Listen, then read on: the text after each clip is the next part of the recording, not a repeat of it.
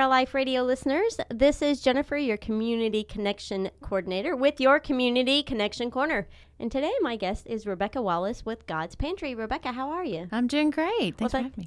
Thanks for being here. Now, how long have you been with God's Pantry? 11 years. Oh, fantastic. Yeah, long time. Wow, I didn't realize it was that long. Yeah, well, it's a job that doesn't ever really grow old. It's fun, it's great, rewarding work, and it's exciting, too. And what's your role there? I'm the development director. Okay. So I work with a department of people who are responsible for bringing in the donated income that supports the work that we do, which is about 60% of the total operating budget of the organization. Okay, so you guys rely heavily on donations. Very heavily on community support, yes. Now give us an overview of what God's Pantry does for people who might not be familiar with you or new to the area or something. Okay, well, God's Pantry Food Bank has been around for almost 60 years.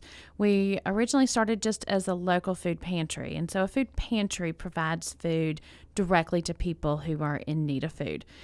So we started just as a local organization that was taking up donations from individuals, maybe some grocery stores, and then passing them out directly to people in need.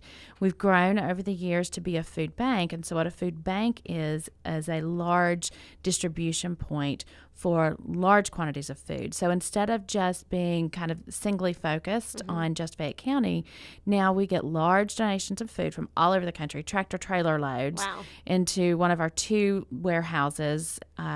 We have a warehouse here in Lexington and one in Winchester.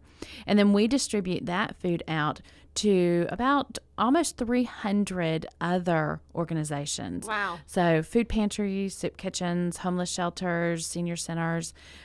We are providing food to those organizations that have food as part or all of their mission. So they're helping people in need.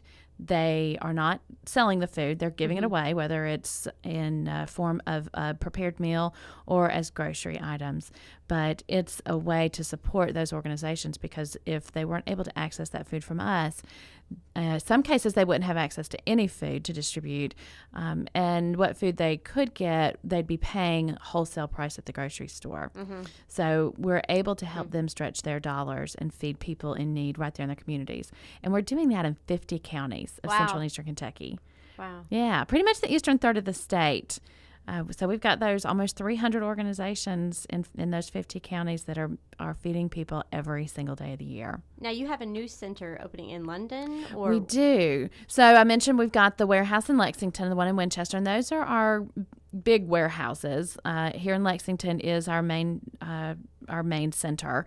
The one in Winchester is one that's kind of an overflow and for one of our big commodity programs.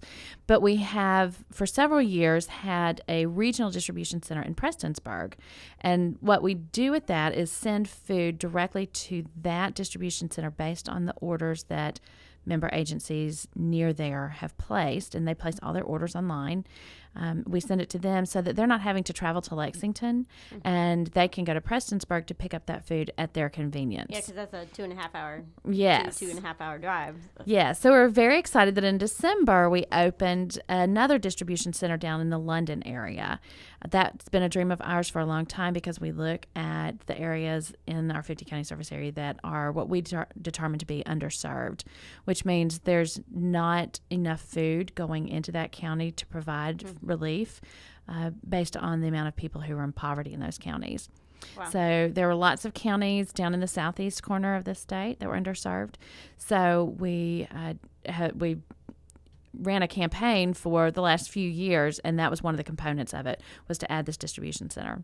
Wow. So it opened in December.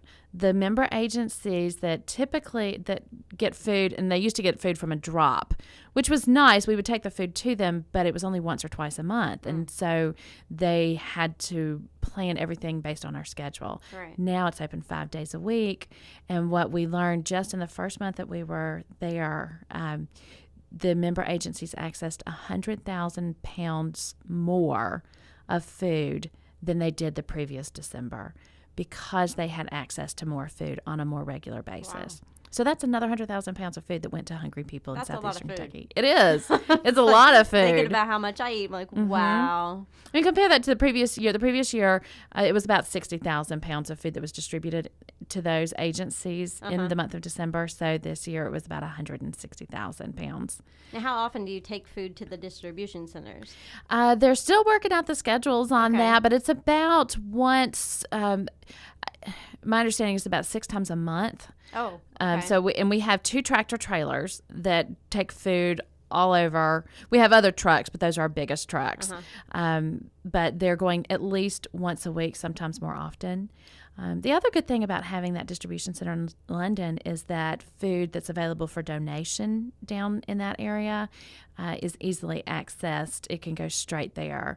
There's some bakeries down there. There's a Walmart distribution center. So some of the food doesn't even come to Lexington. It will go straight to that distribution center. Yeah, I was kind of wondering that because you guys get food from, commodities and donations and all sorts of everything, which comes to Lexington, but folks are able to donate to the other places too. It doesn't have to come to Lexington and go back to London. Right. We are working on getting a truck down there. We'd like to have a truck that's dedicated to that area so it can just go and pick up donations. We participate in the store donation program. We've been doing that for about 3 years. And what that is local Kroger, Walmart, and other large grocery stores will pull they'll pull meat on its sell-by date, which is still good. It's a sell-by date, not the best-by date. They'll pull it and freeze it for us, and our trucks will go pick it up and bring it back for distribution. But they also will pull products like, the boxes that get dented. Have you ever reached for a cereal box and it was dented, so you pull the nice pristine box behind it? Yeah. But that dented box, the product inside of it is still good. The cereal inside is still good. So things like that are still perfectly edible. So we get a lot of food every month, 250 to 300,000 pounds of food every month just from our Walmart and Kroger stores in our service area. That's awesome. Yeah. So is that mostly just here, or does Winchester Walmartson do that too, or? There are, and I should have my numbers in front of me because I get them confused, but something like 50 Walmarts. Oh, wow. In our service area. And so almost all of those participate. Oh, that's fabulous. Yeah. So if we can keep that food close to where it's going to be distributed, that's good. Yeah. And so that's another good reason for having a distribution center in London. So what all types of food do you have? Because when I think of like food drives or what, it's canned goods, non-perishables, but you're talking meat. So what all types of food can you guys provide then? Well, we are very interested in providing a good variety of healthy food.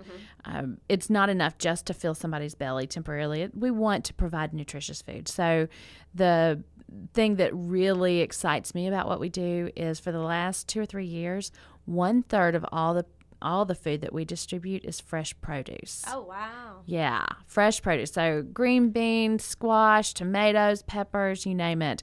And we get it from local sources as well as from across the country.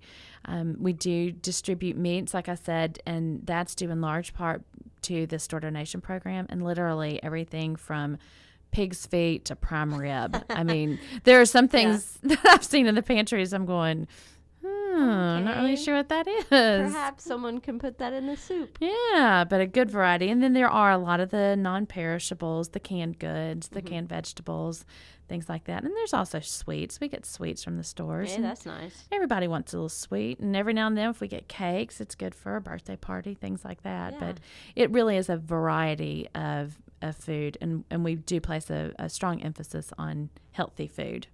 And I know when I came and did the tour of your big warehouse, you had a really huge freezer, too. Yes. To take. Now, is that where you store the meat? And yes. Is that what's mainly in your freezer, or does other stuff come through that? Lots of things go through that. That is our new refrigeration system. That was another part of that capital campaign I mentioned earlier. And it's what I call a progressive system. Okay. So it's one big, giant box. bigger than my house.